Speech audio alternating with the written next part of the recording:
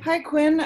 Thanks for doing this today. I'm curious about where you are and where you're going, and also curious now that you've had some time to reflect on bubble life, what that was like as a whole, and how you felt sort of returning to the real world after the series ended. Yeah, I'm in Michigan right now, hanging out with family, so it's been good. And regarding the bubble, it's obviously weird, something that hopefully we don't have to experience again. And it's fun being in there with 12 teams. Definitely a crazy experience, and just getting to know even some of the other guys on your team, older guys that you don't wouldn't be able to hang out with as much because of they're with their family and stuff. So I think as a group being together for that long, it was really good for us, and it was a fun experience. Next up, we have Ian McIntyre, Sportsnet. Hey, Quinn. You're driving safely, right? Yeah, well, I got my brother in front of me driving, so. All right. Okay, well, I feel better. Thanks for clarifying. You said yesterday in your radio interview about a little bit about what you learned as a team from that playoff drive. Can you tell me a little bit about yourself, what you learned about your own game, maybe where you think you still need to get better? Yeah, like I said yesterday, it was, I think, a huge step for our team. It gave us a lot of confidence that we can play with anyone. And then regarding myself, I think, I can always get better. My goals going in the summer have never been to just get better at one thing. I think that, I'm going to try to get stronger than just better at everything that I do. So, skating, shot, hand, skills, anything I can. And, I don't know how long we have till the season will start, but I'm going to do whatever I can to get better. Gemma Karsten Smith, Canadian Press. Hi, Quinn. Obviously, expectations were so high for you heading into your first full season in the league. How do you feel that you measured up to those expectations? Yeah, obviously I think I had a good year, and, I think our team had a really good year. And, I think expectations will probably be even higher going into next season after what we just did. And, I like that. I think we have a confident group, and I think we're all really excited for next year. Farhan Lalji, TSN. Quinn, I know there's a lot of debate about what the Canucks are going to do with Chris Tanev given his contract situation. Can you talk a bit about the possibility of playing next season without Chris if that's the way it happens?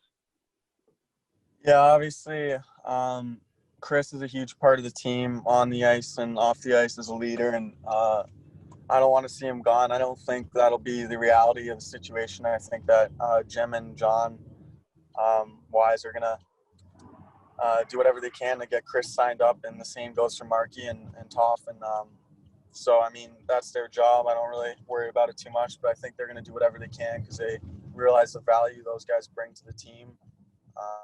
So, hopefully they get that done, and I think they will. Back to Ian McIntyre. Hey, early in the Vegas series, and you said that you had some kind of medical issue, and I know that you don't want to get into it, but early in the Vegas series, there was a shot of you on the bench, and you seemed really frustrated, and to the point where I think Brandon Sutter came over and said something to you. Another player came over and gave you a pat on the back. Just how hard was it at times early in the Vegas series when you weren't able to play the way you were, and they were obviously targeting you physically and verbally at every chance? It's obviously frustrating going into a game knowing that you're not 100%, and you're not sure how your body's going to react or what you can be able to do out there. But as the series went on, I felt a lot better. And then regarding some of the older guys that have your back, it's nice when you have that leadership on your team. Like you said, Stutz has been a guy that's played in the playoffs many years, and to have those guys to know that they have your back. And I think that's what really propelled us, and having a good postseason was that, we were a team, and I think it felt like that, and everyone realized that. Daniel Wagner, Glacier Media. Hey, Quinn.